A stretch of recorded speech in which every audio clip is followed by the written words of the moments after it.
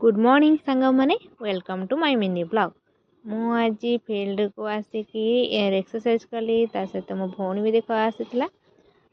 दुई जन मिसिक एक्सरसाइज कर सारा परिवार नहीं कि रिटर्न कलु। मु गाधे सारिकी ठाकुर पूजा टे करदेली। मो भौणी आज मो अटा चकुड़ी सहित सन्तुला भी करथिला। ताको मु खाई नेली। मोर अटा चकुड़ी बहुत पसंद। तापरे मोर आज बीजेपी कॉलेज रे इग्नोबिड रे एग्जाम थिला। से भगवान का आशीर्वाद टे नेली। जीतक सारा डॉक्यूमेंट्स थिला ताको समस्त को रेडी कर देकी चली चलिका छक पर्यंत गली। सेठी जाइकी बस को वेट करिया थिला काना बस रो टाइम आ 10 मिनट 15 मिनट थिला।